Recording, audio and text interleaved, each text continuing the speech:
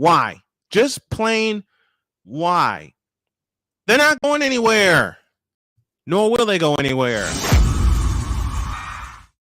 More trouble visiting the world champion Warriors in the form of a second injury to Stephen Curry inside of 4 weeks, as he went down on Saturday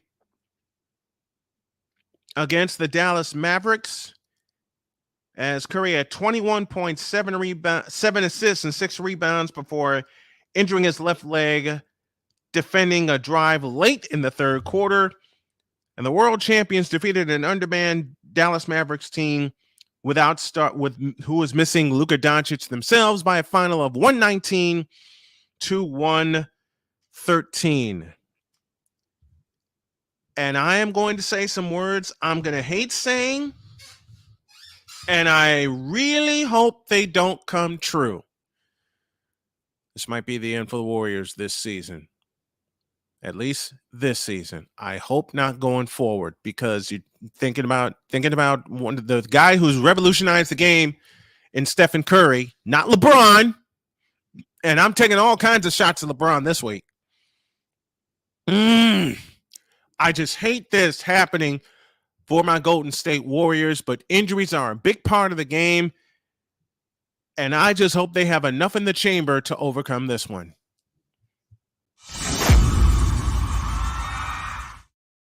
And of course, we got to keep track, speaking of LeBum, that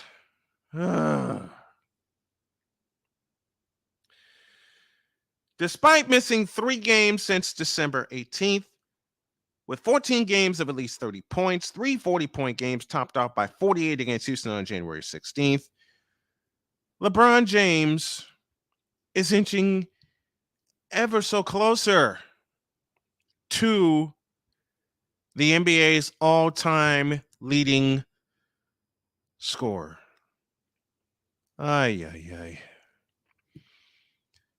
As of Saturday, perhaps a game or two away, he had 27 points, and this is at New Orleans on Saturday, 27, 9, and 6.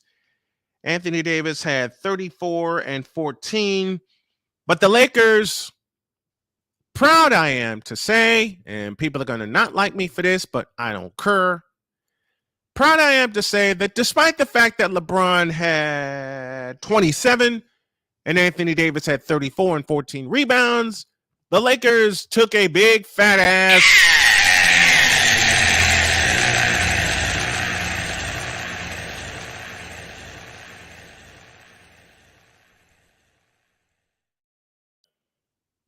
I love doing that.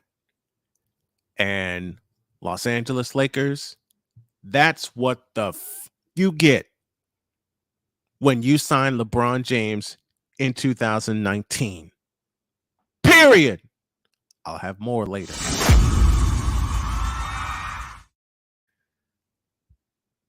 So they're going to remake a movie called White Man Can't Jump. Next!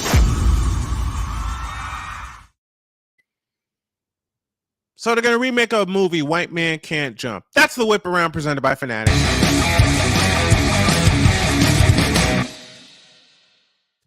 And now joining me for this late start Monday, the man in charge of Cole Sports, the man himself, who allowed me the opportunity to voice his now famous award show. That man they call Cole Sports with a Z. The man is here, Cole Johnson. Good morning, my friend. Thank you for being patient with me this morning. No problem. Good morning to you, sir. Good morning to everybody at the BS3 Network and Roku TV. Good morning to the Fanatic Feedback Zone. And who actually thought that Kyrie Irving was going to be a Laker? I sure as hell didn't. Because, you know what? Let's do this because McCarthy can't be here this morning because he has to train someone at work. Okay. So we're going to spend the next 2 segments eviscerating this trade. Oh, we're going to have a whole bunch of fun with this. Because let's prime the pump a little bit, and I will pose a question you just posed. Mm-hmm. I'm gonna repeat a question that you just posed, and I'm full of this morning, and I'm feeling good. Oh. But I backed it up with 2 rounds of ice water. Okay, good. Who actually thought Kyrie Irving was going to be signed by the Lakers? Who actually thought Kyrie Irving was going to play a half a season for the Lakers? Who actually thought Kyrie Irving was going to be available, dependable, and play a full season for the Brooklyn Mess?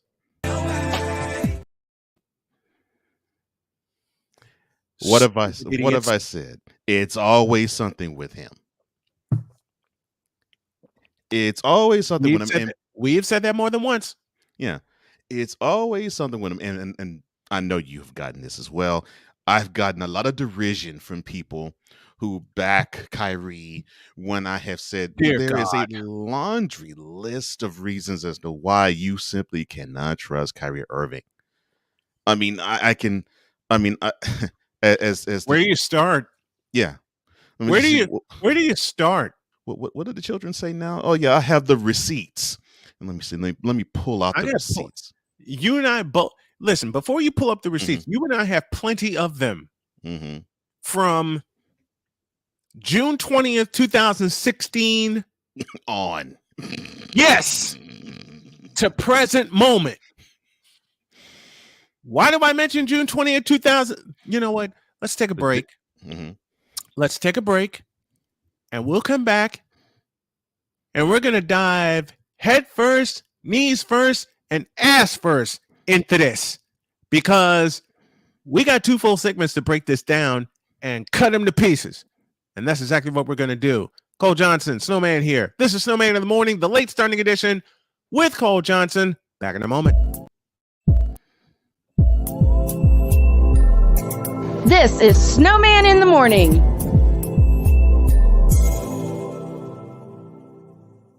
There's a 100% chance of a laugh thunderstorm. 4 men with different viewpoints take a movie, show, or documentary and review it uncensored, unfiltered, uncompromised, with no holds barred. Join BS3, Wilkes, King Dog, and H-Rap B as they take on Hollywood their own way. BS3 Network proudly presents The Forecast, where H-Rap B always predicts, if I owe you something, I ain't got it. And if you need it, get it from God. Live every Monday at 8:30 p.m. Central. Check your local listings for your viewing and listening pleasure.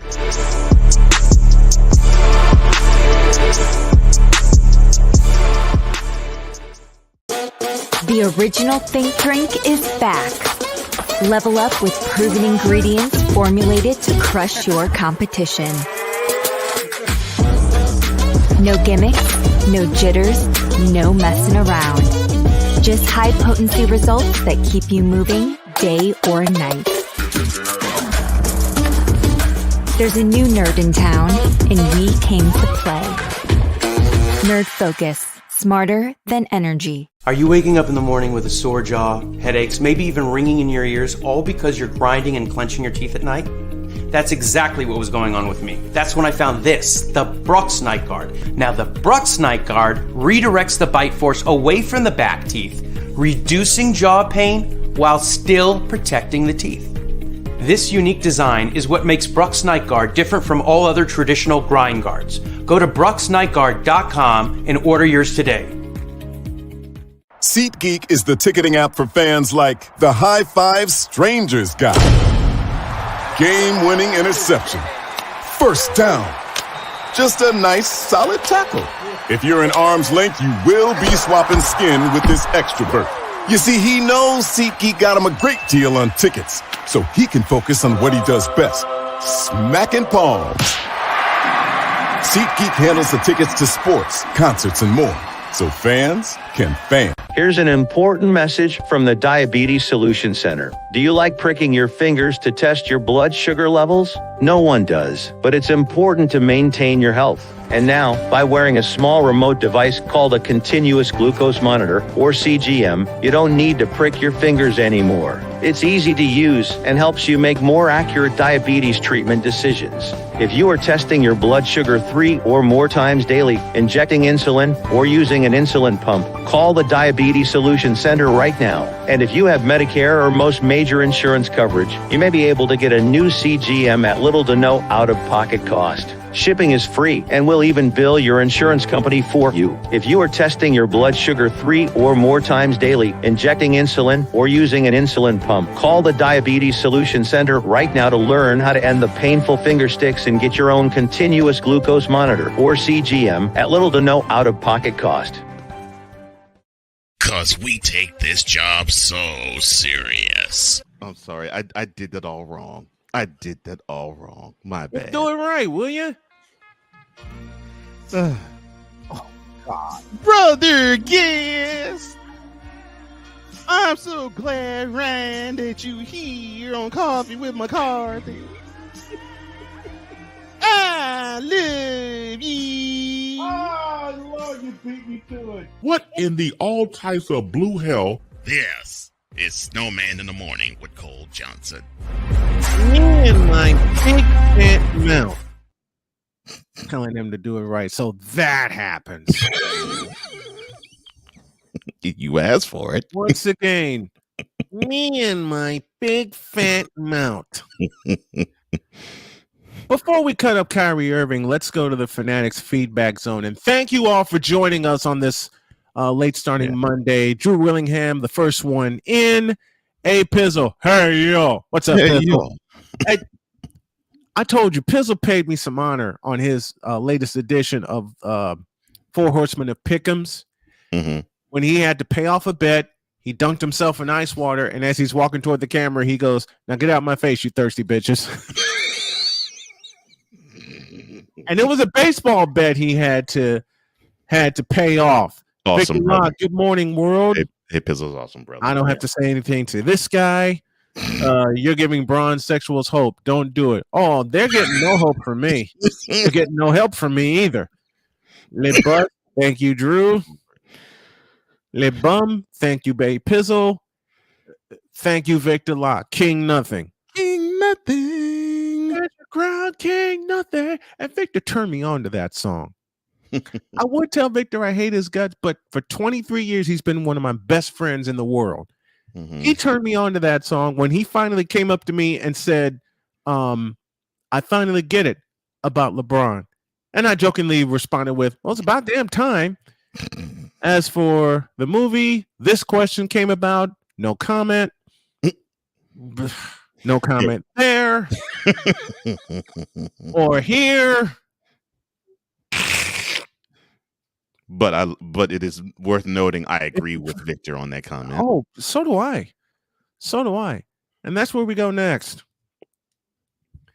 I begin with a question.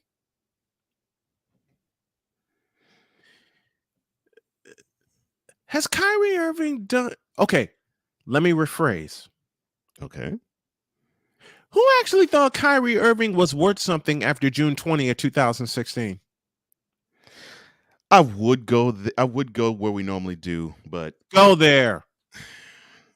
Go there. All right, those of us with sense, the answer is. And now I know why you put the double-sided coin out there. Mm-hmm.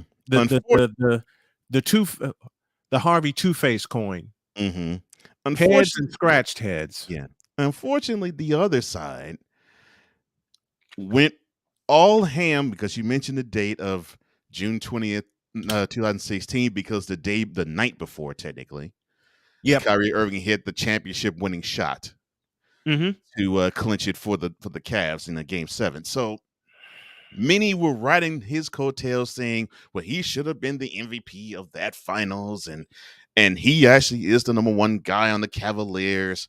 Hell, I said those two statements the day after because of that championship-winning shot. And I still was thinking, okay, yeah, he may have hit a clutch shot, and of course, yeah, that's It doesn't get any bigger, really. But I still thought, I'm like, nah, man, he still is a number two. He still is a number two to LeBron. And I you're right. really don't want to say that, but it's true. He still is a number two, and I didn't really feel that energy. I didn't then. I most certainly don't now. Nor do I. But it's funny to me that when you actually just simply come with facts with these fools, they don't look at you listen. as if you have a Three horn heads. grown on your head. Like you have three eyes. Yeah. Or like you have three eyes. And I'm thinking to myself, I'm just hitting you with facts. I'm not hitting you with I'm not hitting you with opinion. Isn't that all we hit? You know what? Where's this conversation at? Here, get. Oh, hold on. Let me I find got it. this I got button. it. So You got it. Yeah. You got it for me. So you had a conversation with a bronsexual? I had a conversation with a couple of bronsexuals. Oh Lord. Stupid mother. Inside a group chat, mind you. Mm-hmm.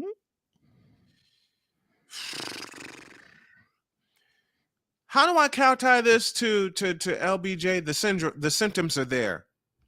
Anybody with a half functioning brain can see that the LeBron symptoms are there with Kyrie.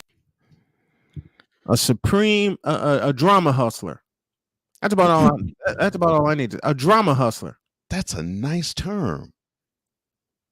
I tried The to only find term I can come up with without swearing.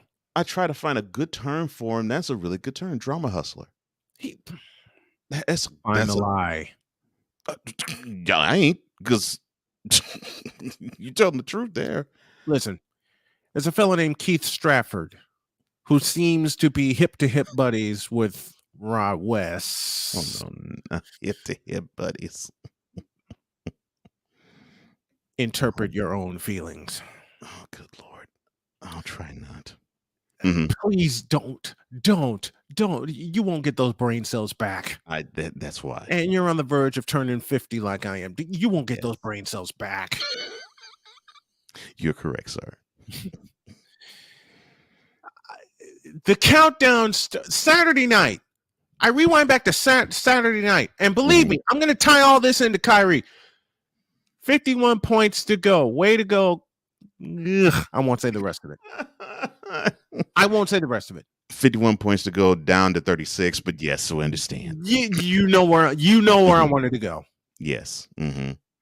But he said, I'll help you. I'll help you. Thank you. Regard. Please do. So please do. 51 points down to 36, and I'm trying to think what was the result of the game that you referred to Saturday night. Oh yeah. His team and he took an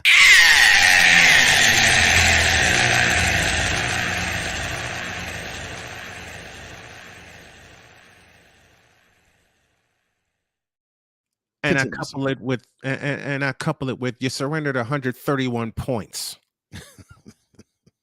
You scored 126, but you surrendered 131. As I have said, with that team, defense is optional.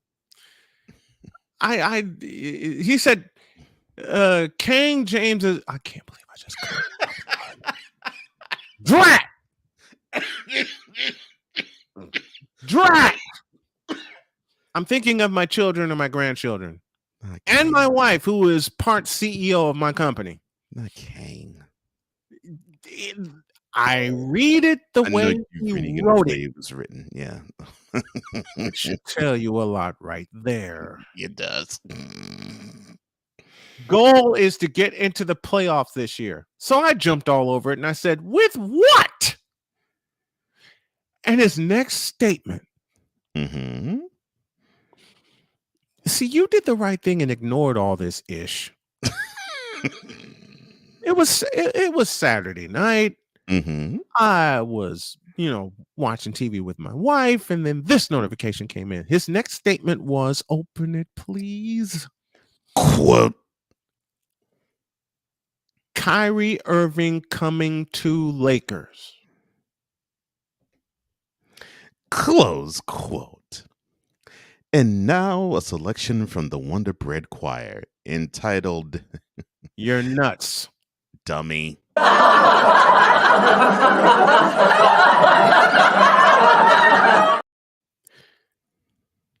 Let me read this again. And I have a reason for this because there's a button my partner's going to push. Quote, Kyrie Irving coming to Lakers. That is not a misprint. That is not a goof up. This is an actual statement that was written inside a group chat. close quote. This coffee with McCarthy is sponsored by Steph Curry Cognac. One, and it's lights out. I read that, and the next thing I know, I'm thinking of Samuel L. Jackson, and my retort would be, Oh, well, let me set it up perfectly then. Oh, you were finished. Oh, well, allow me to retort.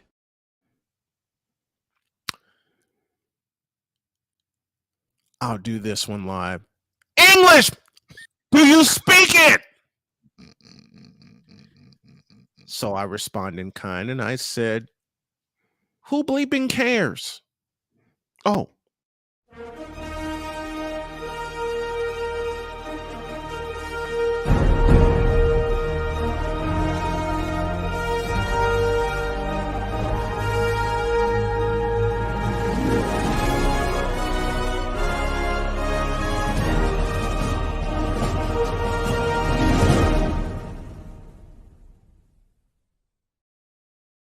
God, you're a genius. Thank you. So he says, LeBron James is coming, you jive turkey.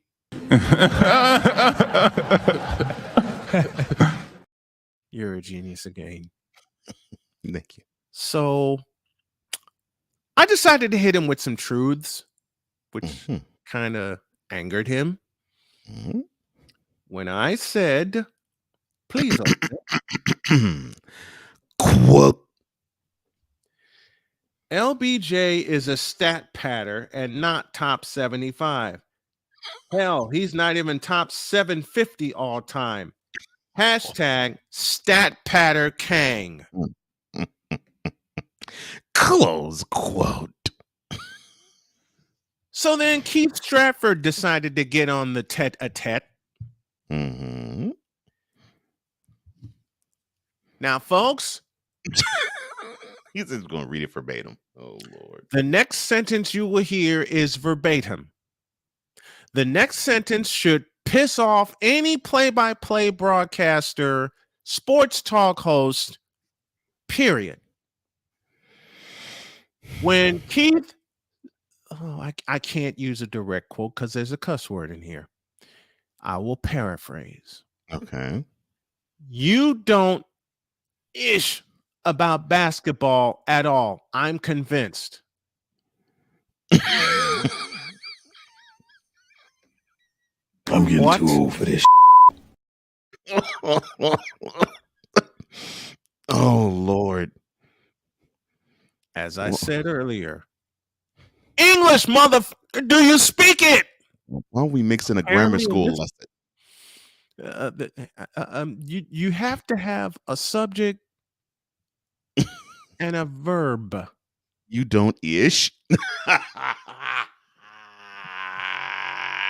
think he was trying to tell me I don't know anything about basketball, but I'll get to that part later in the conversation.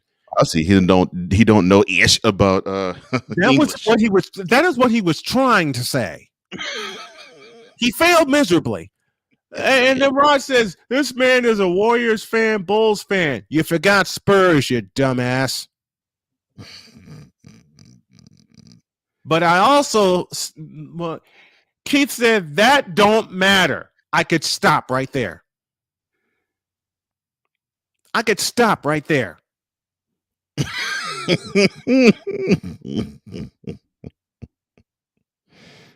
And A Pizzle, I love your comment. Oh, hell. Because he said, I could be a Pistons fan and still would never.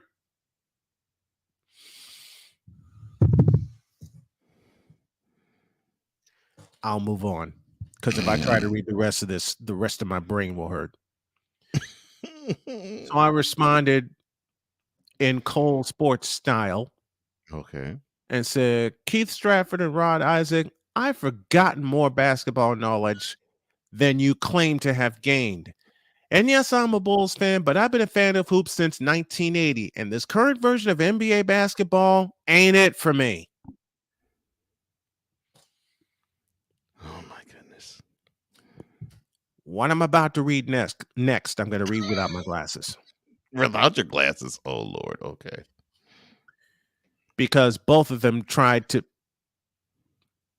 turn into Alan Trammell and Lou Whitaker on me. Oh, for those that don't know, the famed famed Tigers double play duo, second base and shortstop. They tried to go Tadahito Iguchi, Juan Uribe on me. They tried to go Jeremy Pena, Jose Altuve on me. There you go. Keith said, if you were a chef, I wouldn't try nothing you prepared. I could stop right there. Mm-hmm. I'd be afraid to lose brain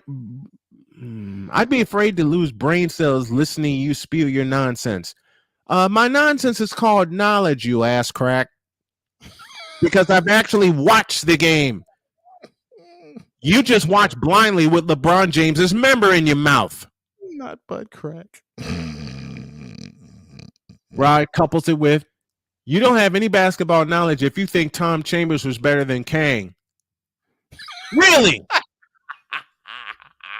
Really? Now LeBron, Tell not me James, so LeBron James, Kang. Tell me something, you dumb fool. Has LeBron James ever won an All-Star Game MVP in his hometown? That answer would be no. Lord have mercy. No. Has Tom Chambers won an All-Star Game MVP in his hometown? That answer would be yes. Kang. The year was 1987. Oh Lord. Yeah, A Pistol. Yo, Kang. Sucks ass. And after that response, I turned off my phone and my computer and left. I left. Now, to tie this into the Kyrie Irving sweepstakes, if you want to call them that, Kyrie Irving sucks ass. Ouch. Because he hasn't done a GD thing since 2016. Ouch. Yeah, he got back to the finals in 2017 where he got spanked, raped, and tortured blindfolded by Wardell Stephen Curry II and the Golden State Warriors. He got sorry. I'm sorry. He got spanked, raped, and tortured. Matter of fact, give me this camera right here. I'm gonna give you a slam dunk. Wait, hold up. From Mishaw to Olajuwon. So wait a minute. I'm going 5 slammer jammer on you. So give me this camera right here. So take here. So Steph did what? Kyrie Irving in the 2017 NBA World Championship Series got spanked, raped, and tortured blindfolded. Oh, God. Yeah, that's for you.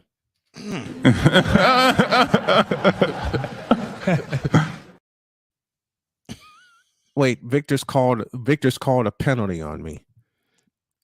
Flag. Penalty flag on the field.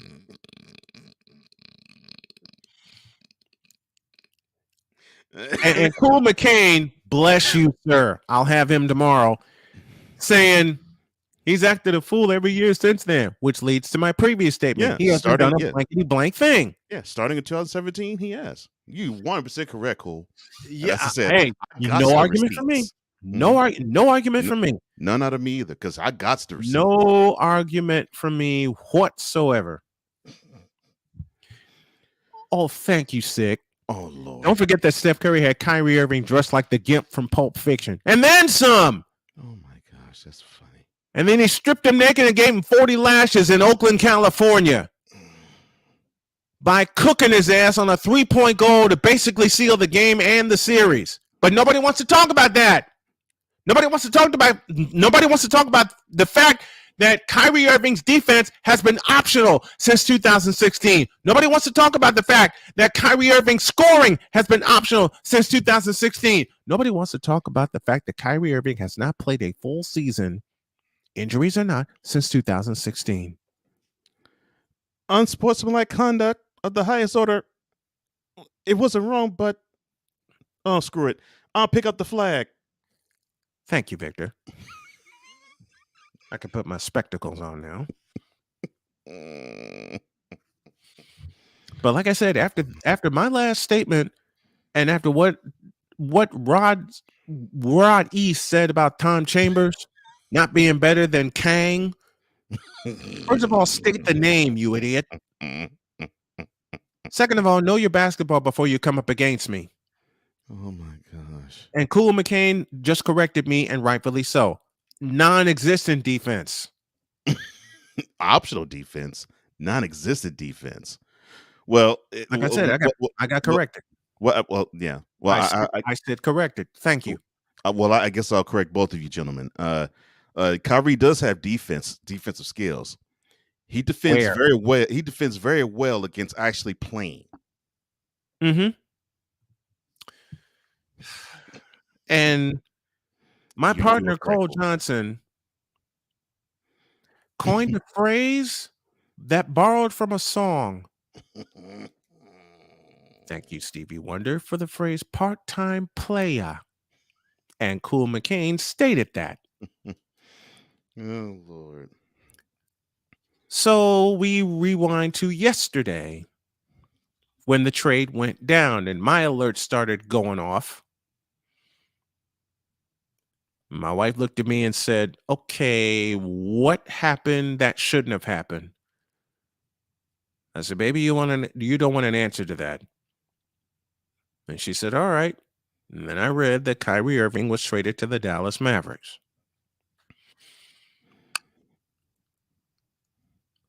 Let me state that again. Kyrie Irving was traded to the Dallas Mavericks. Mm-hmm. Yes, he was. So now he bogarted himself out of Cleveland, got to Boston, thought he was the man in Boston until he got hurt and the Celtics played better without him. Mm-hmm. And after that, bogarted his way to Brooklyn, somehow took Kevin Durant with him, although I'm inclined to think, and I still think to this day, Kevin Durant stupidly went willingly to Brooklyn. Mm-hmm. And now he's bogarted his way out of Brooklyn. And they traded him to Dallas. See, why is that Dallas theme in my head right now? Mm-hmm.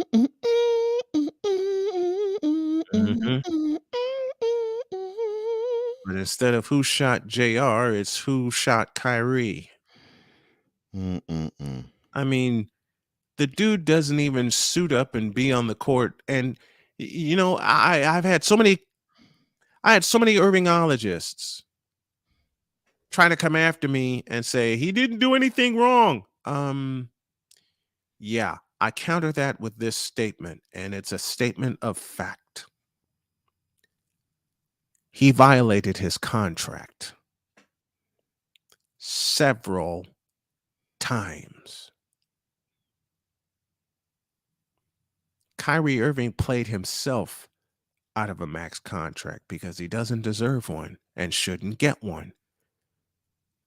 Then come to find out he didn't sign the extension, which tells me he's not going to last in Dallas beyond the season, if he finishes the season in Dallas. Because my thinking is his ass is going to sit until he gets the deal that he wants. And I hope Mark Cuban says, okay, we traded for you. You're not going to work out. Get the hell out and stay out.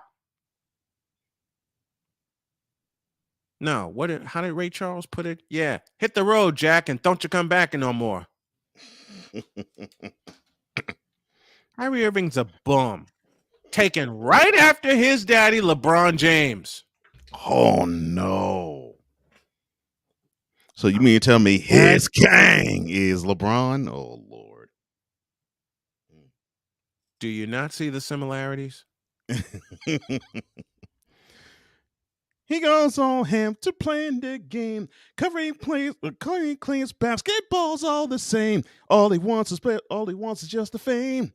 He's a part-time player. Damn you. I love you, but damn you. And damn you, Cool McCain, for saying it in that chat and making me laugh my head off. He wants to miss some time. I mean, that part-time player. There are no lies detected.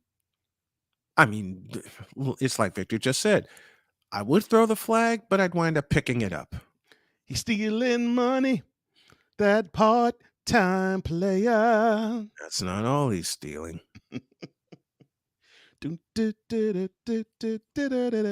Kyrie, wonder why no other you wonder why no other team in the NBA, save probably the Fakers, would want your punk ass. Part-time player. Oh, cool. I hate your ass. I hate you, Cool McCain, but I love you at the same time. Damn it. Thank you for the reminder, Cool. If Kyrie Irving is a part-time player, then who's the Luther Vandross singing scat between Kevin Durant and Ben Simmons? We don't have an. You know why we didn't answer that? Because we don't have an answer to that. So who's the scatter? Change that. Yes, we do. Yes, we do. We have an answer to that. The owner of the Nets, Joe Tsai. Oh gosh. I rest my case. A break, and then there's more Kyrie slander because Cole hasn't taken the floor yet, and I have a Snowman's take about all this. Oh, what I just did was a warm-up. Back in a flash. This is Snowman in the Morning.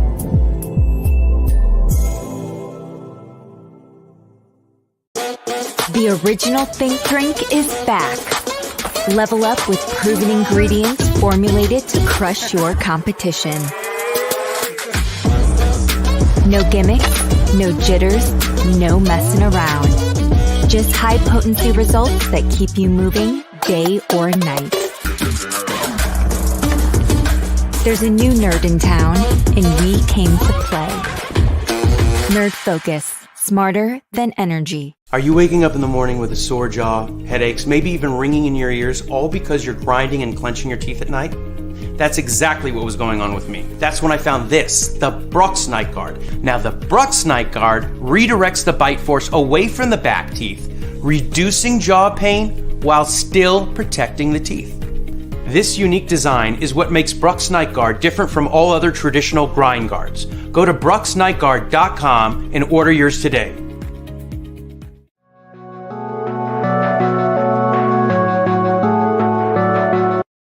I want to do a TED Talk, but I don't have anything to talk about yet. I'm getting there. Life is for the living. We're not here that long. You can learn anything you want to learn without any money spent. What do I really enjoy? What do I really want out of life? I am your host, W-I-Z-E. Are you in a life holding pattern? Well, this is for you. Welcome to the Stuck in My Mind podcast.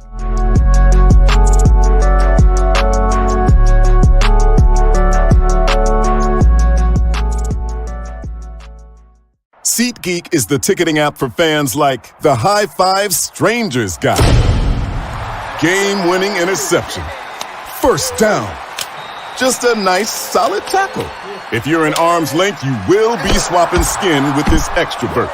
You see, he knows SeatGeek got him a great deal on tickets, so he can focus on what he does best, smacking palms.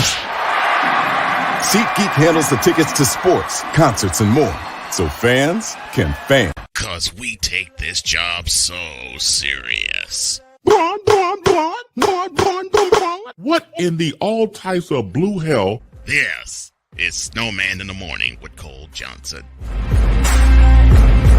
We have been in the Fanatics feedback zone all morning, especially this late starting edition of Snowman in the Morning. Don't forget, coming up on Snowman Multimedia Sportsnet is the Sports Senseis Unleashed with Drew Willingham and myself at 105.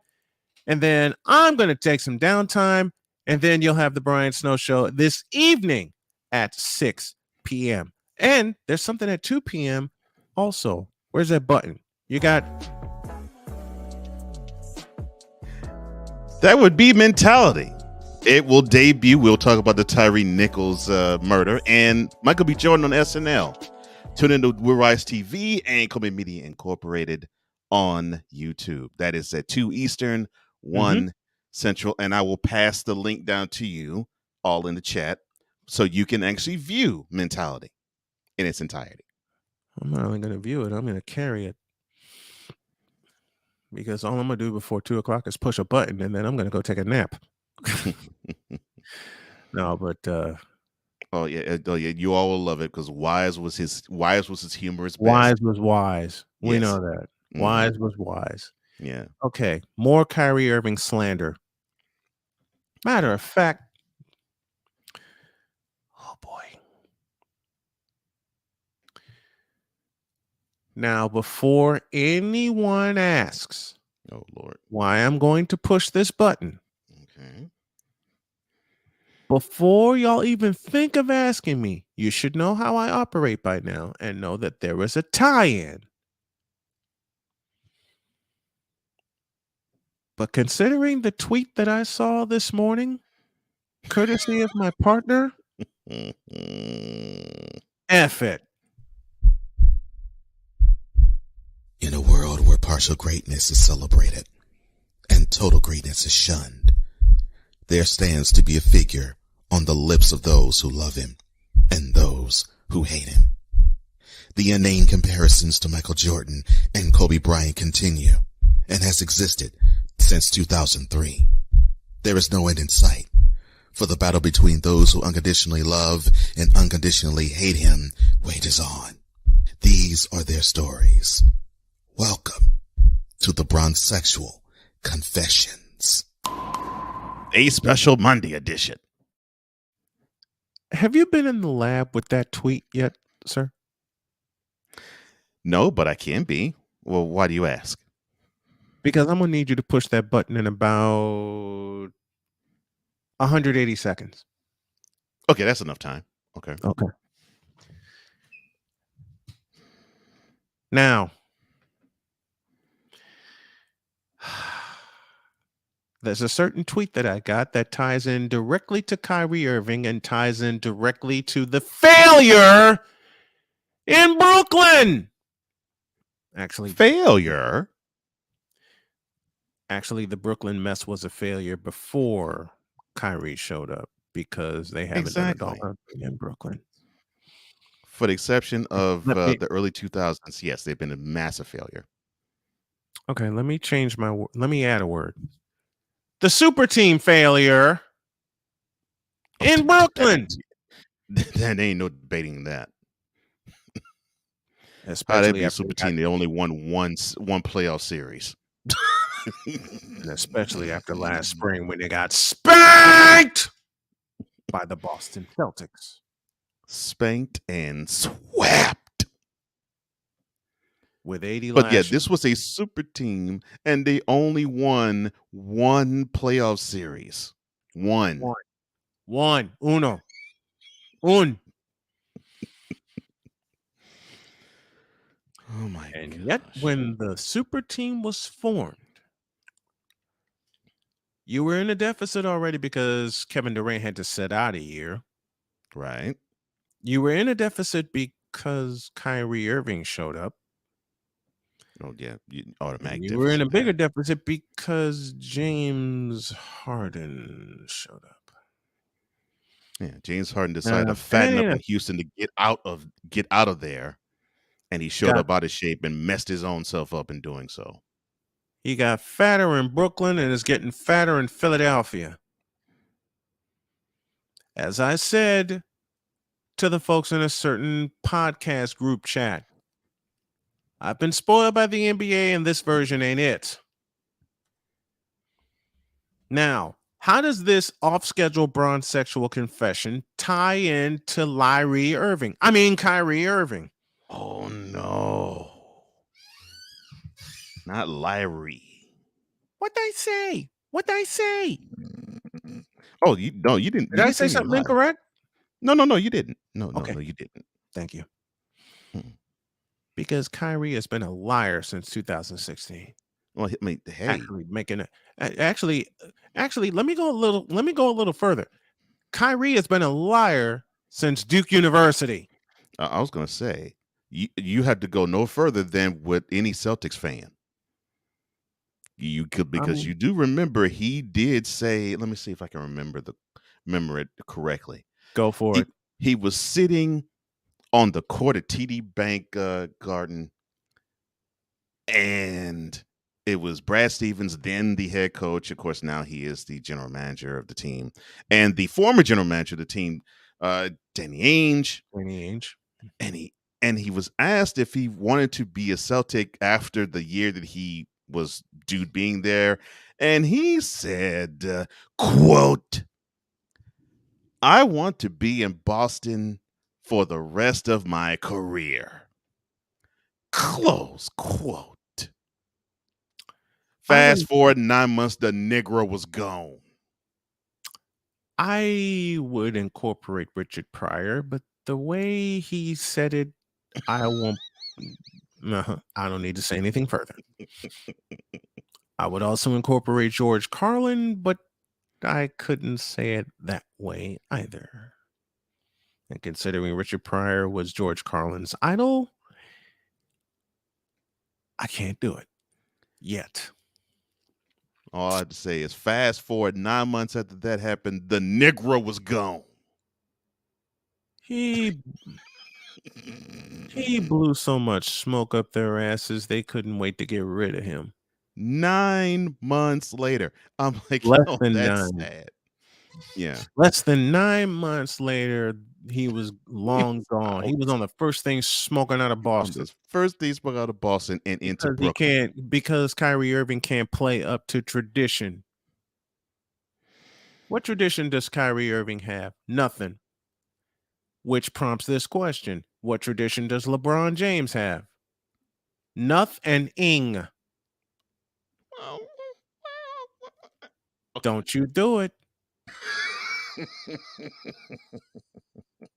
I don't care why it ain't. Don't make me push that button again. Don't do it. Don't do it. Don't do it. Do not do it. Press that button. Do not press that button. I love you, Wise. Oh gosh. I love you, Wise.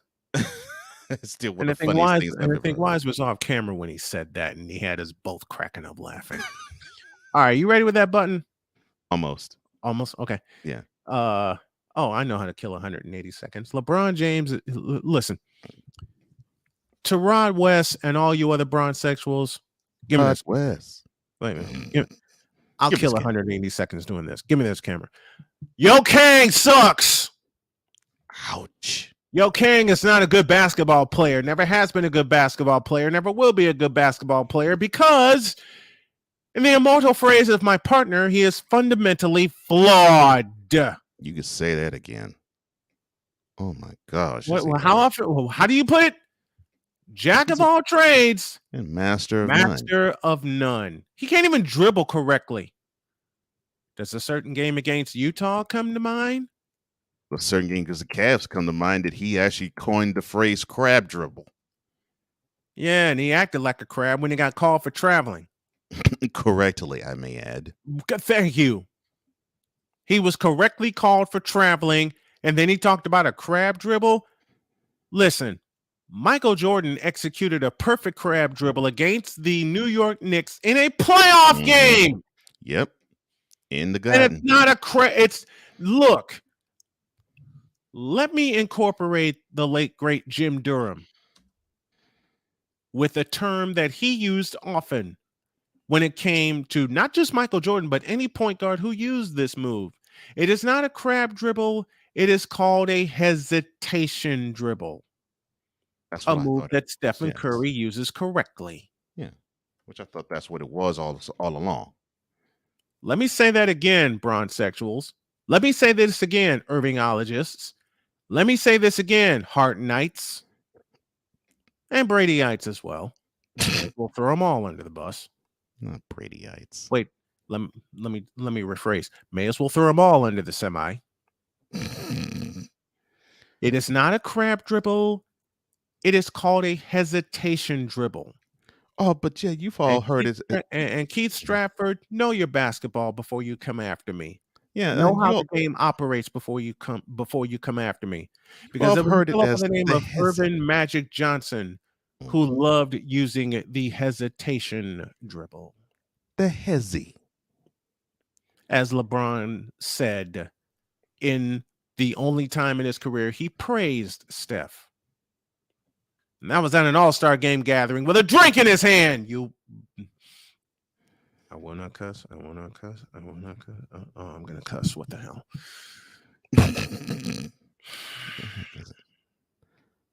Oh, you haven't done it. It's a hesitation dribble. And LeBron has not been able to dribble correctly since he came into the league. You know why he came? You know why he came into the league? Because Michael Jordan was retiring. And they needed someone to save face. And they didn't even depend on Kobe Bryant to save face.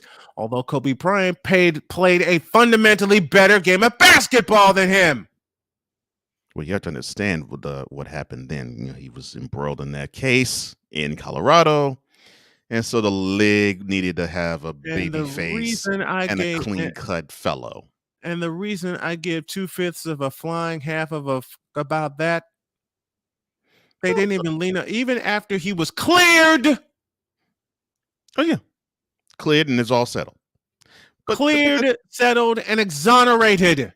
But that's what the league wanted. They wanted to have the clean cut. You're right. Leg, not league. Leg, not league. Leg. That's what they wanted. It ain't the right one. They wanted a clean cut, fresh baby face to just say, "Look at this. This guy has no runs, no drips, no errors. Thank you, Johnny Bench." Thank you, Johnny Bench, indeed. And you know, Victor Lodge said that was a crap case, and everyone knows that's a crap case. Stop it. Stop it. All of you black women who celebrated Kobe Bryant's death, yeah, take that. Oh, that's foul.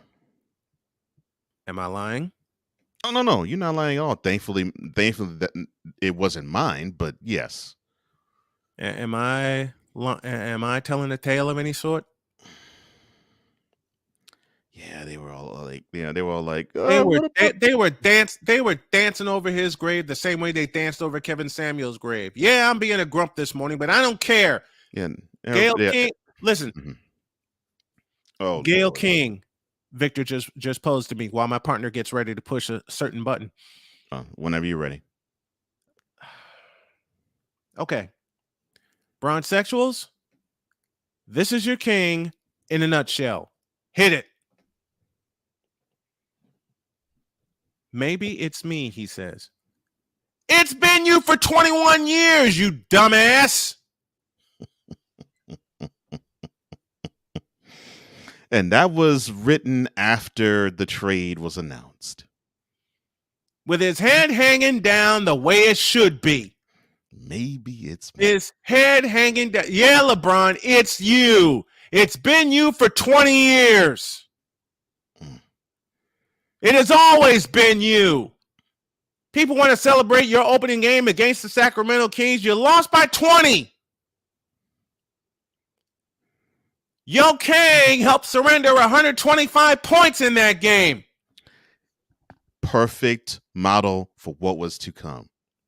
Because remember, people weren't talking about the really good team that the Kings were at the time, because of course they were in the conference finals the June prior. Last 2 years. Yeah. They didn't talk about that team. And they didn't talk about the score. They talked about LeBron's score. I think it was 27 points. They talked about his game. And they talked about the 2 dunks he had. 25.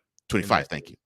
They talked about 25 points. They talked about the 2 dunks he had in the game. And that entire year, that entire bleeping year. The Cavs lost, but look at what LeBron did. Yeah. They were celebrating LeBron's rookie year, which sucked. Like they were not celebrating Michael's rookie year, in which he won Rookie of the Year. Which was loads better. Let me explain something to you, Bronsexuals, and I'm going to hit you with facts, which is what I always do, and y'all don't like it, especially Rod West and Keith Stratford and those of his ilk. Rod West. Oh, how you doing, Hawk? What's up, Hawk TV? Love you, brother. Listen to me carefully. LeBron James in his rookie year averaged 25 points a game. Opening night against Sacramento, that was what he scored. You know what Michael did in his rookie year? 28.7. Well, you actually gave their Kang a little more credit because of the rookie season. What I miss? Yeah. What I miss? Because of the rookie season, their Kang only averaged 21. Oh, so it's worse. Yes. 21 points, 6 boards, 6 assists. Meanwhile, Michael averaged 28, 7, and 7 in the 84-85 season. I knew you would love that. I knew you would get it. Thank you for the correction. No problem. Because their Kang sucks. 21 points, and you want to celebrate that like it's Michael Jordan's rookie season. Bitch, please. Oh, Red. Bitch, please. Thank you, Red. Now, how do I tie this bronsexual confession into Kyrie Irving? Yes, LeBron, it is you. It has always been you. It forever will be you until your ass is gone out of the league forever.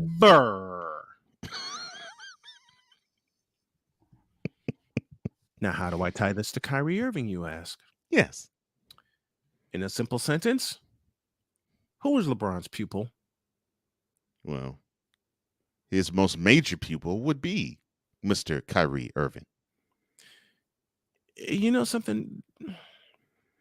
Cleveland had planned to build around Kyrie Irving. And then LeBron saw it happening.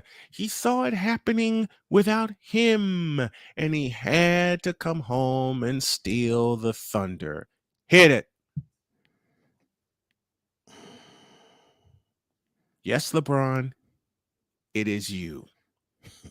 It has always been you.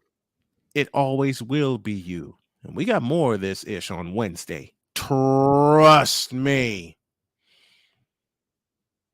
Because if I'm thinking right, that's their next game, isn't it? Doesn't he have a game either today or Wednesday? The Thunder's their next game. I know that. I can't remember if it's tonight or tomorrow night, but I can check real fast. I'll check. I'll check with you. Yeah, but I do know it is. I do know it's the Thunder. I know that's the next game. That much I do know. This is how much I don't pay attention to the Fakers or Lakers. I'm sorry. No, I'm not. All right, and the next game they play is the Thunder. It's tomorrow. It is tomorrow night. Oh!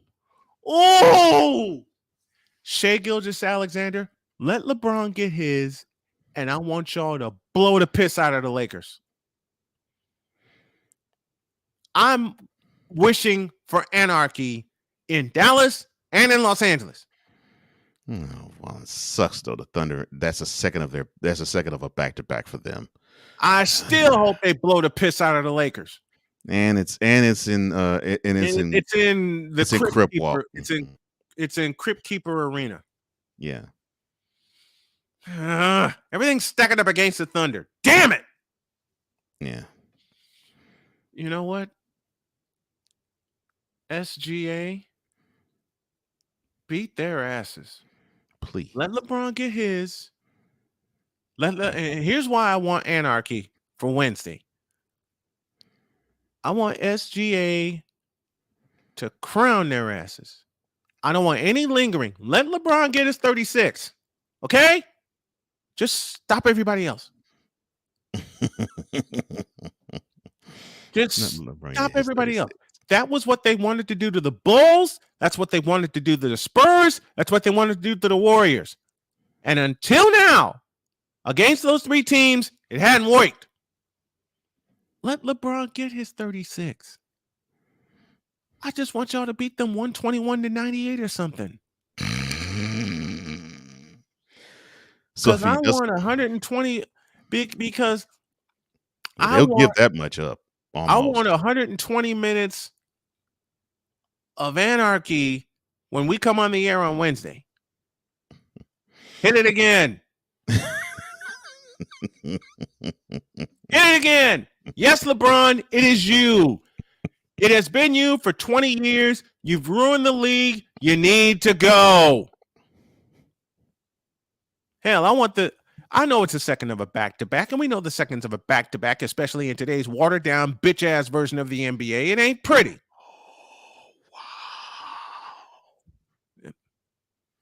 Am I telling a tale? Victor, am I telling a tale? Andrew, am I telling a lie? Victor says Who else is in? Who else is in here? A Pizzle, am I telling a lie? Cool McCain, am I telling a lie? 121, I wanted 121. I wanted 121 to 60. I want the rest of the team, Lakers to score only 24 points in 48 minutes. Oh my gosh! I want anarchy. I want murder. Let me change my phrasing before the powers that be try to come down on me and try to stop our sports show. I want violence. I choose violence. Well, if I want blood. Well, if he does not eclipse Kareem tomorrow night, I pray he does while the Thunder are busy putting a foot up their asses. Well, just in the case he does it, if he does not eclipse 35 points against the Thunder, he needs 36 to surpass Kareem. The next opponent will be him at home again, but it'll be against the Bucks. So more than likely he will if he plays. So in the next two games, the following day, because if the Thunder don't get him, the Bucks will demoralize their asses. That is if the league doesn't send a note to LeBron say, Bron. Don't complete that note. Yeah, I know what's coming. I know what's coming. Good. About that game at home against the Bucks. Find a way to set that game out, because we got an ABC game Saturday night in San Francisco, and you can break it there. Think about it, King. Think about it, our King. The night before the Super Bowl, it will be all yours because you will make NBA history on national television. How about that? How about that as restitution for us missing that foul? Rewarding your temper tantrum on national TV in Boston. This is why I took off my glasses. Because you're absolutely right. They could set it up where he could miss the next two games. He could miss the next two. Tomorrow and a game against Milwaukee. Mm-hmm. And then they turn him loose on Saturday night in the Chase Center. Yes. God, I want to cuss. And he will make history in the Bay Area the night before Super Bowl 57. And I will throw up. And what sucks even worse is, unfortunately, Mr. Curry is injured. No, I'm really going to throw up. Break the record before then. Break the record before then. Take a foot in your ass. Take the L and go away. Take the L. Because yes, LeBron. Yeah, it is you. The reason why Kyrie, or as Ray Ray would say, Kyrie the Herbal Tea. The reason why he did not want to come to Los Angeles was because of you. But this don't let Kyrie off the hook either. Oh, no, it definitely doesn't. this does not let Kyrie off the hook either. Off the hook. God, I can't talk today. Here's how bad Here is how bad I want LeBron to get a foot put in his ass while breaking Kareem's unbreakable record.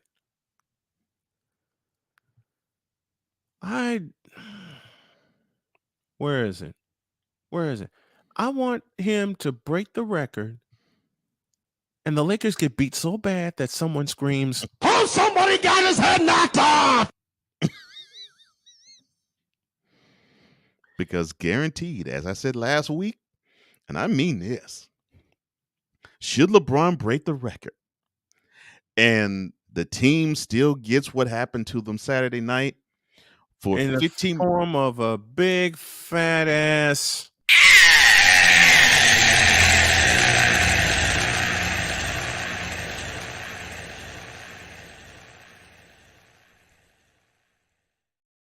will make it a promise. I will make it my vow. I will make it a guarantee. No. Say it right. A guarantee. Well, see, my tongue doesn't go there. But for 15 minutes, you're going to hear me go on a LeBron James, even though he broke a record, took a massive juicy.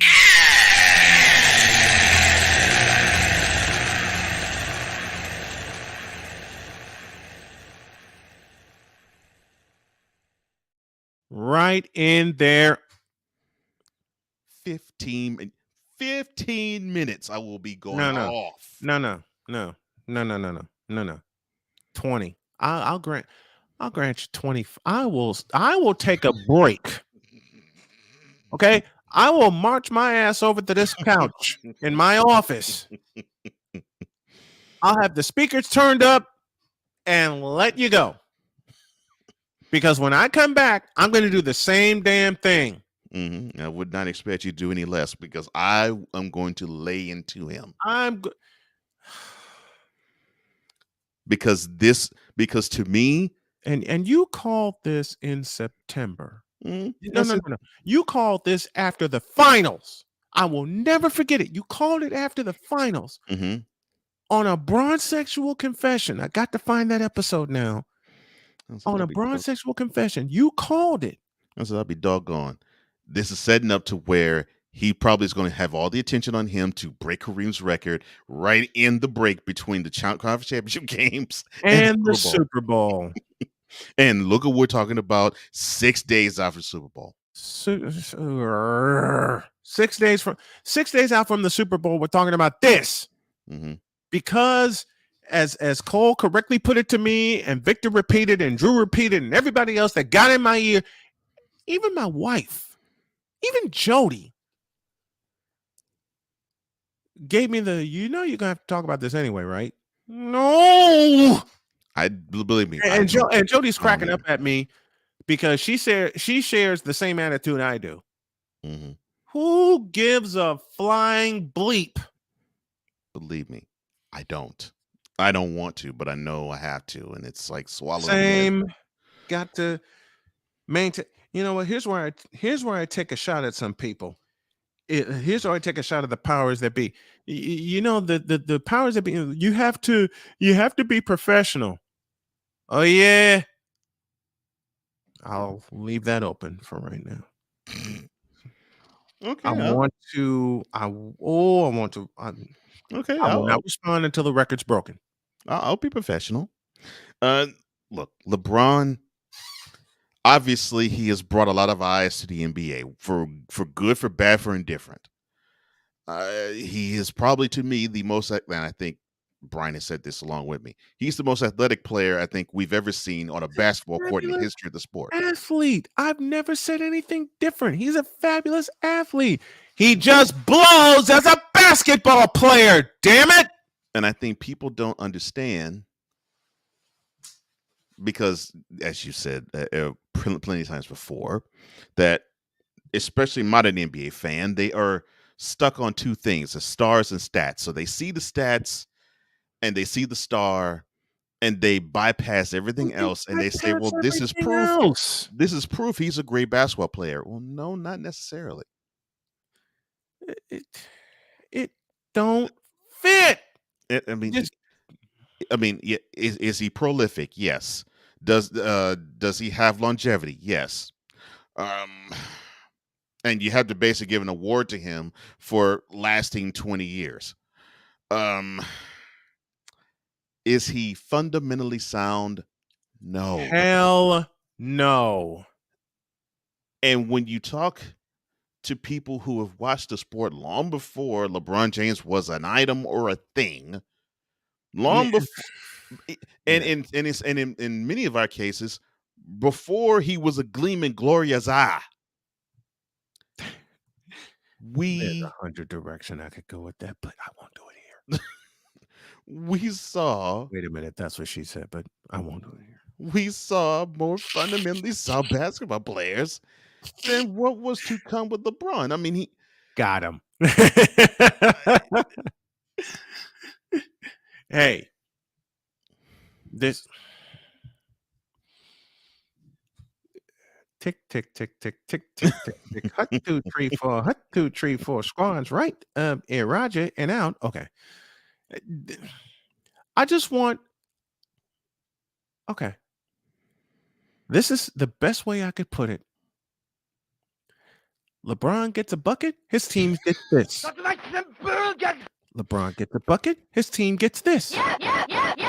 LeBron gets a bucket, his team gets this. He gets another bucket, team gets this. Sonic boom. He gets a bucket, teams gets this. Yoga fire. LeBron gets a bucket, this happens to his team. He gets another bucket, this happens to his stat board. And in conclusion, LeBron gets the final bucket that breaks the record, but in the end, they take a Tiger uppercut. Oh my goodness, Victor is a trip. You had to give him an award. Victor. No. No, no, no, no. No, no, no, no, no. No, no, no, no, no. What? No, no, no, no, no, no. What? No. What? No, no, no, no, no. What? No, no, no, no, no. as he gets closer to breaking the record.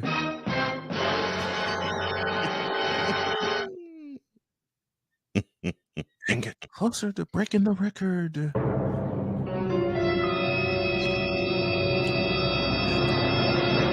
And yet even closer.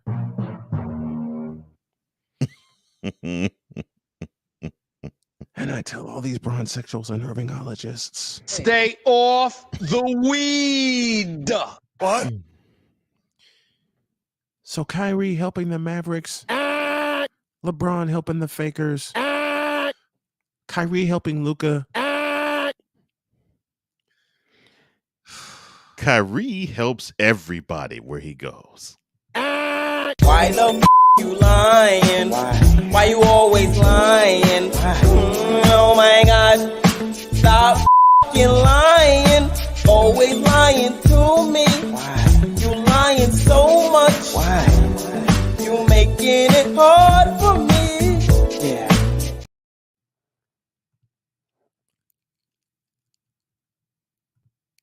Now get the hell out of my face, you thirsty hooker whore bitches.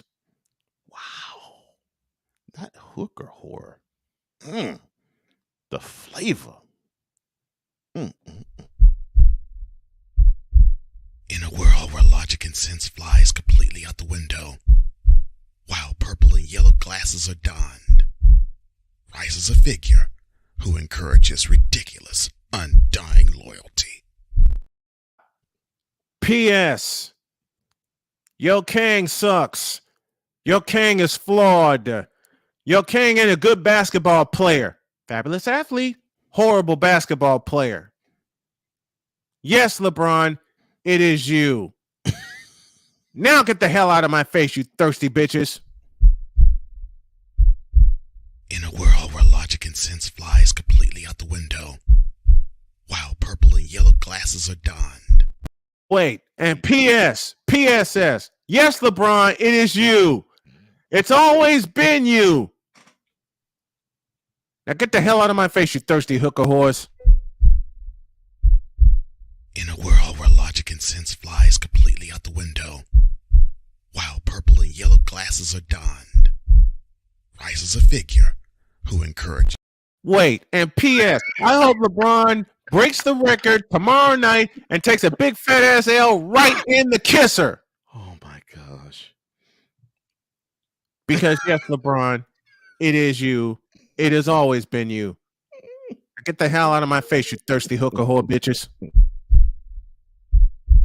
In a world where logic and sense flies completely out the window, while purple and yellow glasses are donned, rises a figure who encourages ridiculous, undying loyalty.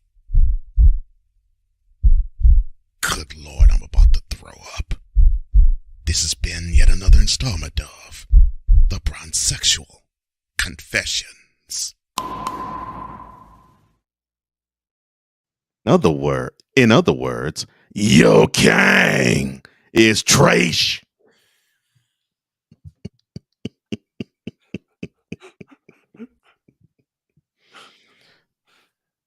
Did you like the PS and the PSS I put on? I was like, he's going ham on the and another thing. It's hilarious though. That's you right there. That's you.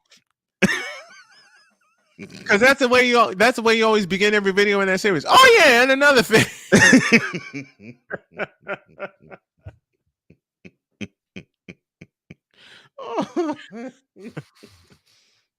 Oh man, I didn't catch it till the second time. The first time I was like, "What? He made a mistake? Mm-mm. He stopped it early for some reason. Why did he stop it early?" The second time I was like, oh, "Okay, I get it."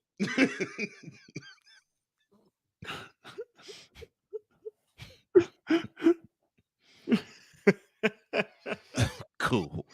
Trash. Thank you for that soundbite. That's a drop. We will use it. That's a drop.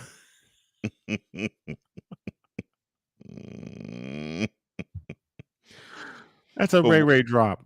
And I will put it in the sound base. The trash one? Oh Lord. Yes. Yes. Well, speaking of trash, the Pro Bowl. Oh Lord, that was Proba trash. Oh Lord, have mercy. So they had so it was basically that. So basically it was the Battle of the Network Stars coming 40 plus years later.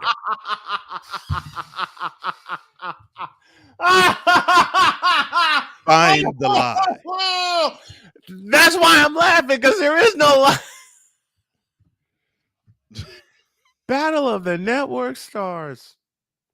When ABC was its own identity and entity, when ABC Sports was its own identity and entity. Battle of the Network Stars. Darryl Green.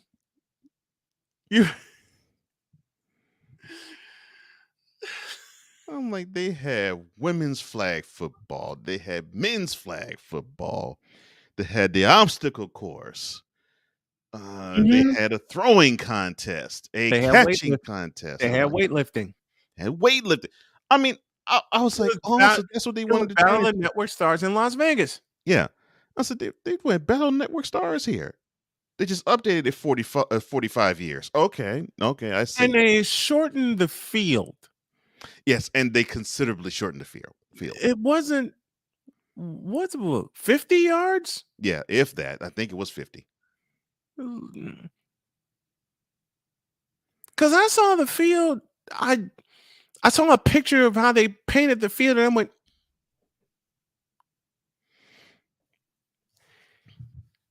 just a minute. I will tell you the exact question I asked because I saw 30 seconds of highlights, and I said, "What in the all types of blue hell is this?" That's about 20 more seconds than I saw, because I just saw bits of it. I was like, "Oh, okay." Andrew, I love you for this. Watching paint dry is greater than a Pro Bowl. Well, in this case, yeah. But you know what's so messed up? What's messed up is what I'm about to say. Josh Jacobs' statement. Well,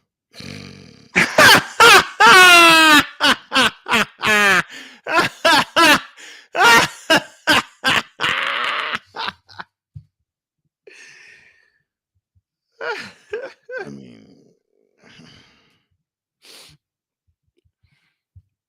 I will not repeat it, but anybody who perused social media saw what he said I about the Pro mean, Bowl.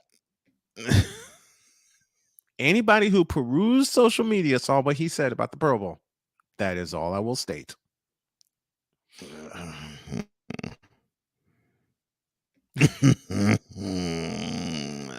I can't really disagree with what he said. Nor can I. I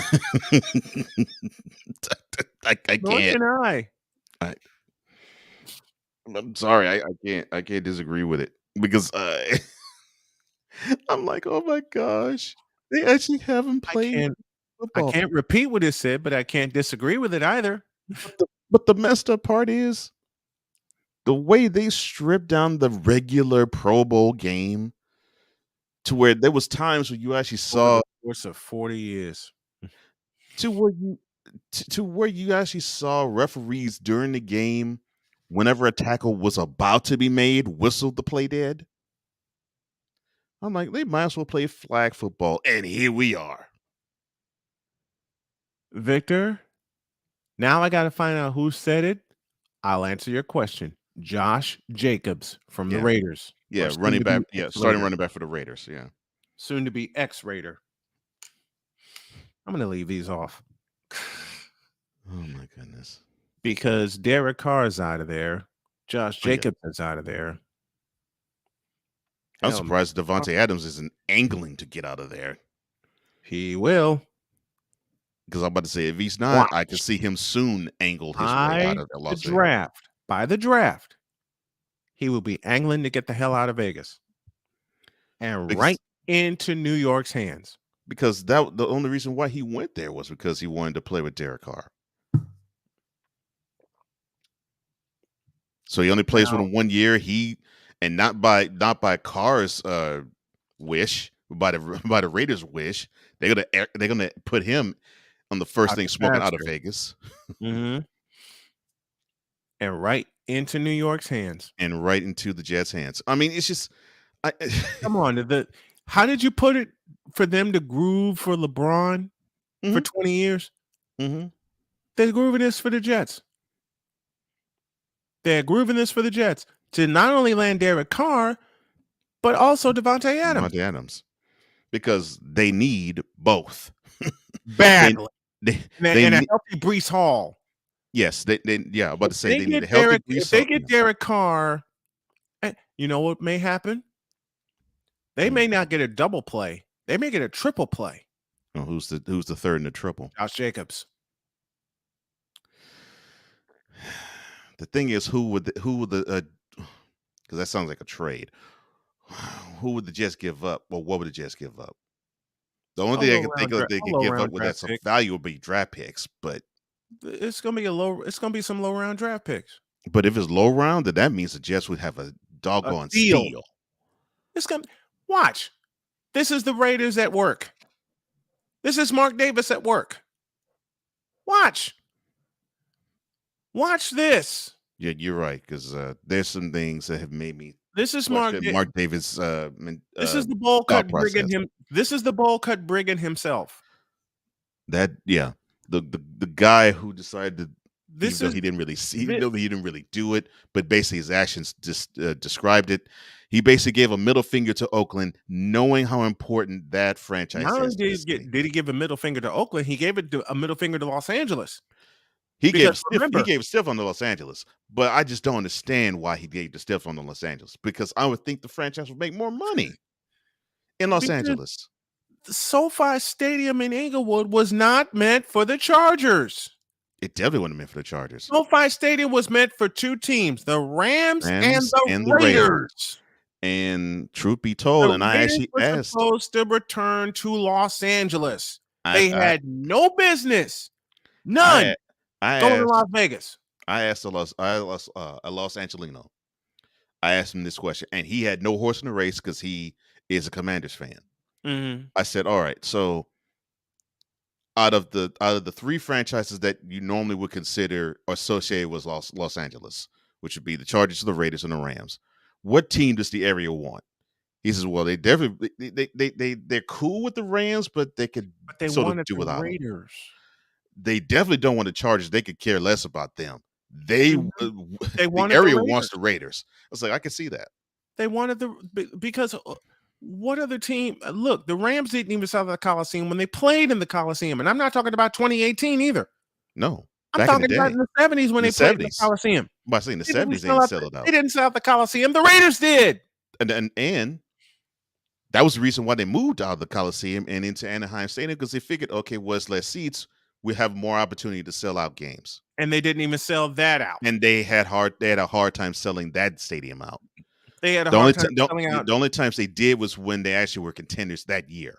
But yeah, that particular year. And every year they were contenders. They got their ass kicked in the playoffs. Mm-hmm. Because the only season in Anaheim they sold out every game was 1989. Mm-hmm. Which The they were a only contender. season they sold But they out got- all 8 home games at Anaheim Stadium was 1989, and that's because they thought Jim Everett was the pending quarterback of the 90s. As it turned out, it was Steve Young. I don't know why As they it turned thought out, it was Steve Young. even back and then, Troy I didn't know Aikman. why that. And there were 2 quarterbacks of the 90s, Steve Young and Troy Aikman. Mm-hmm. Jim Everett was nowhere in play. Matter of fact, by the mid-90s, Jim Everett was in gone. New Orleans. Yeah, Jim was gone. I mean, the only thing you knew about him was he pieced off Jim Rome on a talk show. Yep. I mean, the only year they sold out Anaheim Stadium was 1989, and they got lucky in winning against the Giants in the Meadowlands because of a controversial pass interference call, which led to the game-winning touchdown to Willie Flipper Anderson. And then the next week, they went to Candlestick Park and got pummeled. They got whoa. Like I said, they scored the first 3 points of that NFC Championship game, and that it was the pissed only off 3 the points they scored. 49ers, and they scored, and the 49ers scored the next 30 on 420 yards of offense in 3 periods. As I said, the only time they would have sold that stadium out would be if they were a contender. And the funny thing is, even the year they played Chicago in the NFC Championship, they Yeah. didn't sell out all of Yeah. Anaheim Stadium until the divisional playoff game against the Cowboys. And it was sold out because you got a lot of Cowboys fans in that area. So yeah, but yeah, I was going to say this was a team that the years preceding the '89 they had Eric Dickerson, who in a good little stretch was the best running back in the league, and they still had a hard time selling And out that still stadium. couldn't sell out Anaheim Stadium. I mean, hell, in comparison, the Bears, after they got their act together in 1984, sold out Soldier Field for a 10-year stretch. Mm-hmm. Hell, the Detroit Lions sold out the Silverdome for 2 home seasons, more home seasons than the Los Angeles Rams did. And that's what a did feat. I tell you? That's a feat because that stadium could hold almost 80,000. And the only time the Lions were contenders was 1991. 91, yeah. Well, yeah, serious contenders, 91, yeah. Come on. Hawk TV, Dallas Mavericks are about to launch. Yeah, right into the ground. Okay. And you have a reality check to do. Yes, I do. I will set this up for you, and then I'll get out of the way. Okay, please. So the Dallas Mavericks, of all teams, yes, traded for Kyrie Irving. No, Larry. I'm not changing it this time. I know you're not. The Dallas freaking Mavericks, who already have a ball-dominant player in Luka Doncic. That's correct. who is hell on the NBA, ... Yes, he is. when he's healthy. 100. 100 and all that. Yes. The same Dallas Mavericks that got a foot put in them in the Western Conference Finals last spring. Yeah, listen The to same Dallas Mavericks team that barely averaged 107 points in said Western Conference Final Series. Meanwhile, in 4 of the 5 games in the Western Conference Finals, they surrendered at least 120. Well, they didn't say the Mavericks played good defense all the time. And it's about to get worse. If you're ready, Dallas Mavericks and Kyrie Irving, you need a couple of these.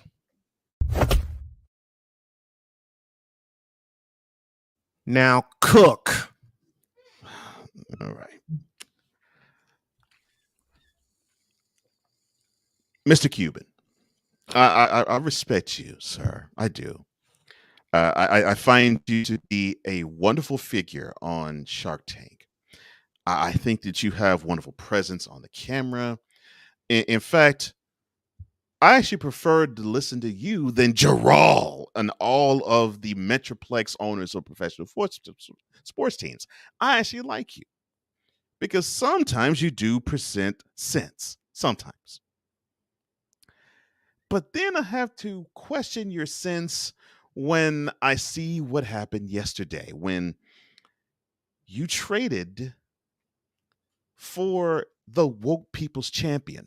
I'm sorry. Let me be respectful. When No, you don't. When you traded for the rebel without a cause. I mean, when you traded for the part-time player, and it's not as if you have a hard time bringing butts in seats. After all, you did after all, you did see your team play in the Western Conference Finals this past June. So it's not as though you have a team that is struggling and languishing in mediocrity. I mean, you could say that they somewhat are doing that this year, but sometimes growing pains. Since 2011. Yeah, sometimes it's growing pains. Yeah. But yeah, and as one party just said, and I was actually going to say that. But think about that. You actually saw a team yourself in the 2011 squad. People had no clue, probably including the Mavericks organization, that you had within them and you had within the organization the ability to pull off a world championship run. And that's what you did because no one gave you a chance until you swept the Lakers in the Western Conference semifinals. And beat them at their own game. Oh, Bombs away. A Western Conference semifinals sweep of a team that won back-to-back world championships and was in back-to-back world championship series. So no one gave you a chance. You swept them. Then you clowned the Thunder in 5, and then you took care of the Heatles in 6. Thank you for that. And we are ever in your debt because we got a chance to see Dirk Nowitzki be the man all throughout that playoffs run, to the point where when we have these discussions of greatest of all time, it is his performance that basically nullifies everybody's king in being that, because you outclassed the whole field. And even though, yes, Dwayne Wade probably scored averaged just as many points as you did. Sorry, against who? Say that again, please. Everybody's king. That's all I needed.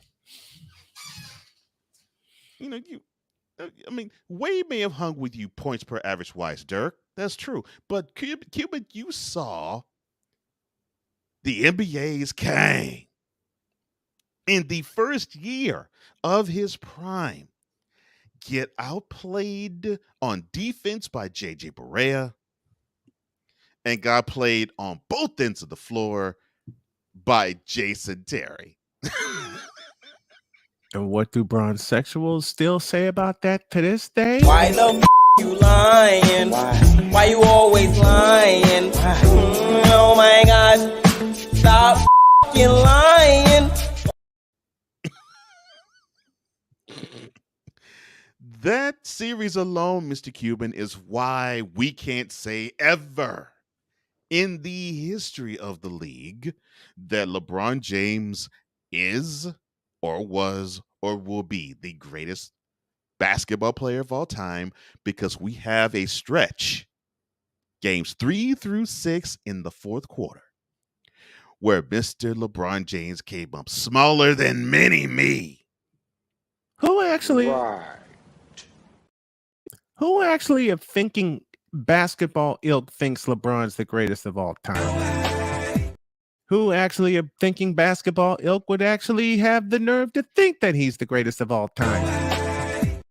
Who actually believes of thinking basketball ilk, which don't include Rod West or Keith Stratford, that LeBron is actually a good basketball player? And now, a selection from the Wonder Bread Choir entitled LeBron Ain't Ish. This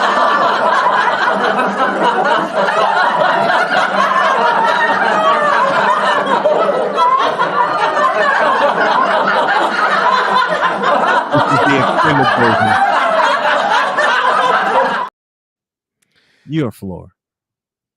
So now we get to where you saw that wonderful championship. That was the last that you have had and the only one you've had in your ownership group to this moment. We fast forward to now, which is 12 years later, and you get probably LeBron James's pupil, the greatest pupil he's ever had, in Kyrie Irving. The issue that I have with this trade that you made is you already have a ball dominant point guard who thinks scoring first on it now. You already have that. You mean Derek Hart? No, not Derek Hart. Oh, you mean Rolando Black? No, not Rolando Black. Oh, I got it. Jason Kidd. No, he's coaching the team. Oh. No, I don't mean Steve Nash either. No. Who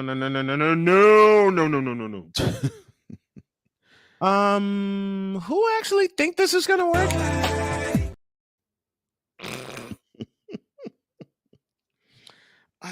I'll try again. Who actually think this is gonna work? All yours. So you trade for a ball dominant scoring first point guard to add to a ball dominant score first point guard. Now, who thinks that makes any kind of sense? Who actually think this is gonna work? But it makes me think, Mr. Cuban, that you seem to channel NBA fan, not the intelligent ones. I'm talking about the modern ones, the ones who they play fantasy basketball, the one who thinks that you could just simply mix and match any player. Oh, Professor Cole. Professor Cole. You mean the ones that are addicted to two things, stars and stats? That is correct, sir. Ding, ding, ding, ding. That is correct, sir. And it brings me to what I saw this past weekend. So and I'm almost not proud to say this, as I was perusing social media. Oh, man, I told you about that. So there was news Friday that Kyrie was going to sit out. Cocaine is a hell of a drug. And whoa. Cocaine. Wait. Kyrie sit out? I mean, Kyrie sit out. Oh, Yeah, he was going to threaten to sit out the rest of. Oh, I'm sorry, I'm doing this wrong. He said Friday to the Nets organization, quote, either I get traded or I'm going to sit out the rest of this year. Close quote. And now, ladies and gentlemen, a selection extended style from the Wonder Bread Choir entitled "Who the Hell Cares?"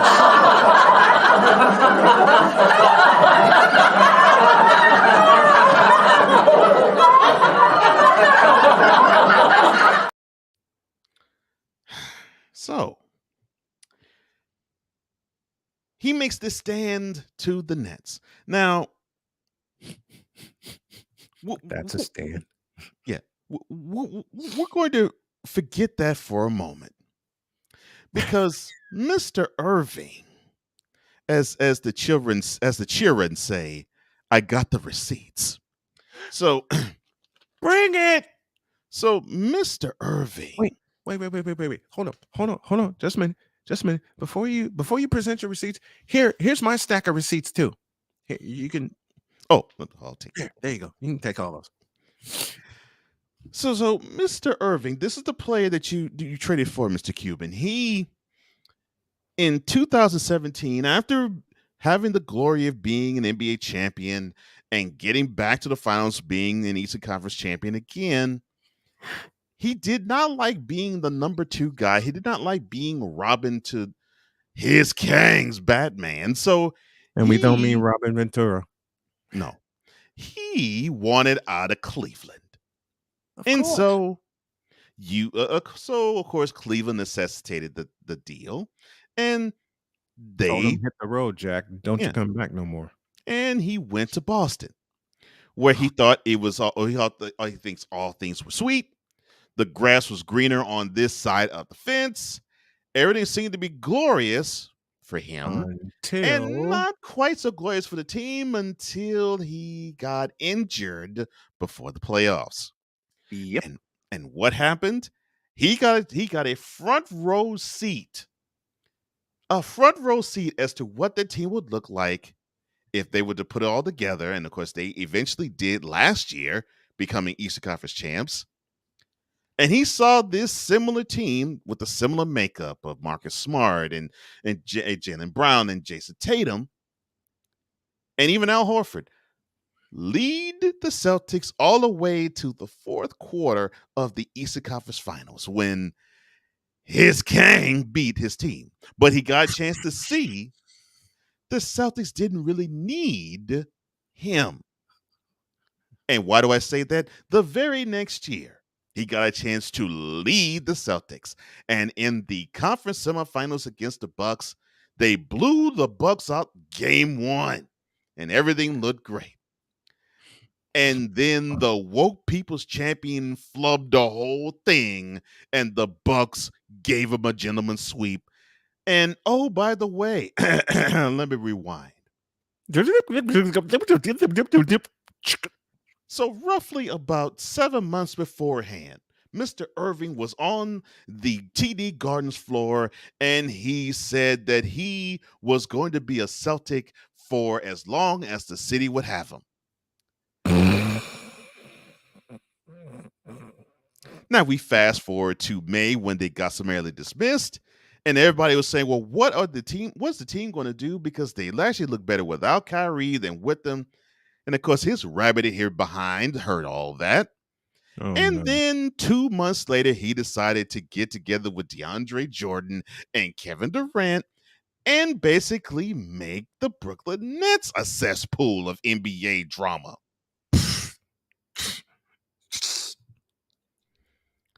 So he couldn't really do the drama the following year. Actually, that was the calmest year in the 7-year stretch that I'm going, because he ended up having an injury that basically precluded him from playing most of that year. That should have been a blessing in disguise for the Nets, but no, they were happy that he was going to be returning, and of course they're going to be happy that an inch of Kevin Durant was going to be fully healed in return, and they all thought this would be a championship banner year. And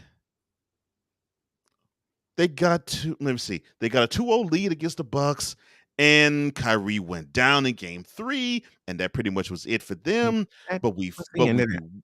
but we rewind from this was June, I think. We rewind from June to January. No, we rewind from June to December. December 2020. Now, in the bubble championship, he voted basically to not even have it at all. So he's like, bump it. He decided to shut his mouth.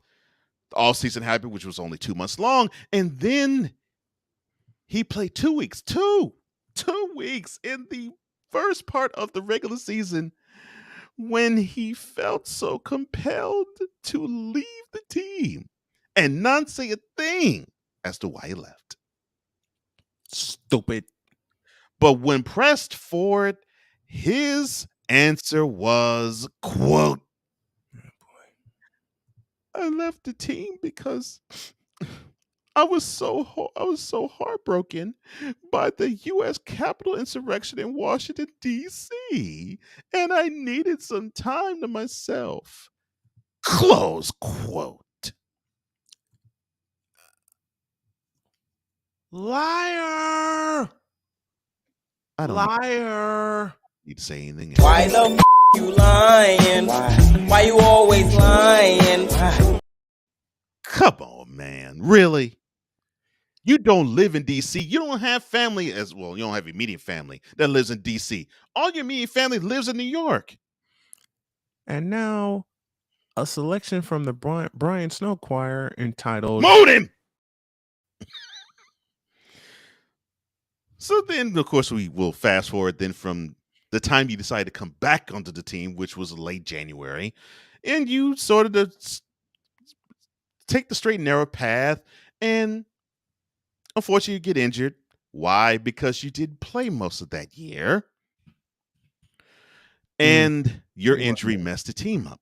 So, Mr. Cuban, you're seeing a pattern here, and then we get to last year where he took a stand. Doggone it, you're not going to poke a needle in me. You're not going to put any medicine into me. Doggone it, I stand against it. While the rest of the team made a pact. They suffered. They languished in mediocrity because of you, because of Mr. Irving. And they made a pact saying that, okay, we may not want to have this vaccine shot, but if this means this is what it takes for us to actually be on board to have a championship opportunity, so be it. 14 out of 15 did it. Guess what was the 15th guy who didn't? Kyrie, perhaps? And he missed almost 60 games last year. Not because of injury. No. Not because of disciplinary issues. No, because of stupidity. Because he felt compelled to make a stand and take a stand. That's why I do call him a rebel without a cause.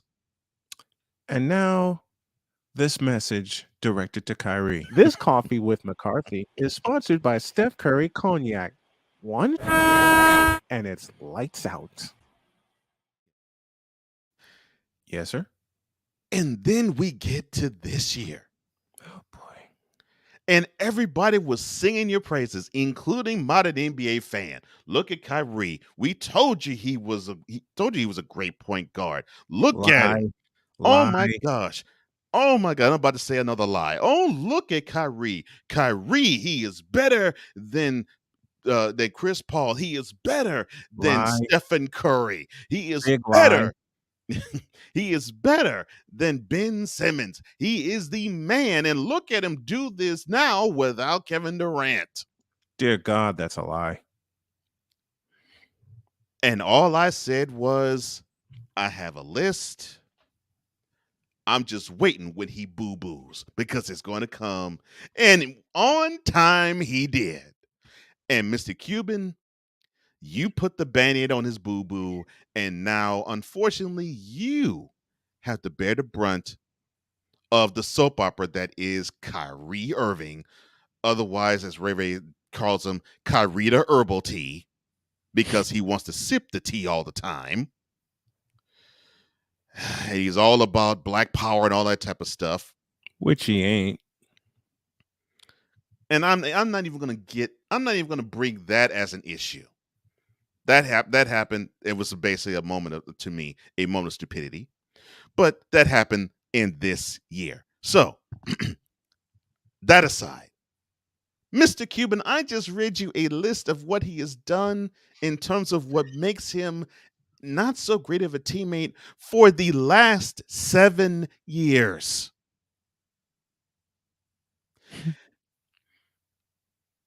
He can be a malcontent and has been for three other squads. When he can get going, he sometimes has injury issues. And when those aren't issues, he wants to do something stupid, such as, let me see if I could think of it. Oh, yeah. Yeah, this stupidity that I'm about to say right here. Quote, here it comes. I do not want to play more than 60 games in a given NBA season and no back-to-backs. Close quote. So this guy. Sorry, I took my glasses off. Would you mind reading that again verbatim? Oh, sure. Quote. I want to play no more than 60 games in a given NBA season and no back-to-back games. Close quote. And now this message from Stupid University. So I realized that I think even though it's not advertised, right, there has to be a place for stupid people. We don't know because we're not stupid, so we don't know anything about it. It's like a secret club society. Oh my gosh. So I come to the conclusion that he graduated from SU, Stupid University. Yeah, all the stupid ass letters that go along with graduating high honors of being stupid. I can't do no more, man. Vámonos, dominos, vámonos. Stupid University, where everyone graduates magna cum stupid. Let's finish this thing. That's where I'm going. So now, Mr. Cuban, you have him in your tow. And now the soap opera has moved from Brooklyn and has gotten to the Metroplex. And they already have a soap opera that's named The Cowboys. And now it's going to be even worse because they will have soap operas in 2 professional franchises. 3. The Cowboys are such a soap opera. They just named it. The whole team is just named it. But with Kyrie, it's special because he starred in As the Nets Turn. Now it is time for him to be here in this place that is called The Young and the Stupid. Because unfortunately, Mr. Cuban, I really believe this move is absolutely stupid. I think you now are about to hustle backwards because, sir, your team was better off before Kyrie got there. And you might have the same boost that the Sixers had last year when James Harden got there and he had a wonderful start. But remind me, sir, how did the Sixers season end last year? With an L. Yeah. And so do you know, and that L took place in the conference semifinals. So do you know what I believe your fate will be, Mr. Cuban? Your fate for sure with Kyrie Irving in tow, alongside Luka Doncic, will be a conference semifinals.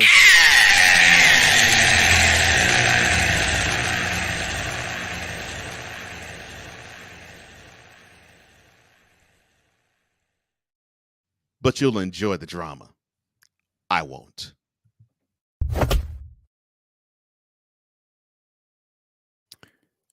And that's all, folks. Thank you all for hanging with us. We'll be back to our normal time tomorrow. I know for sure after I sign off tonight, I'm going right to bed. Hell with it. I'll cut Nice. everything up in the morning when I get up. Cool. Have a great afternoon. God bless. Remember to make your next move your best move. And always remember, if your dreams don't scare you, And they are not big enough. dream big, do bigger, like the Golden State Warriors are doing. Yes, definitely. We're out. See you tomorrow. See ya.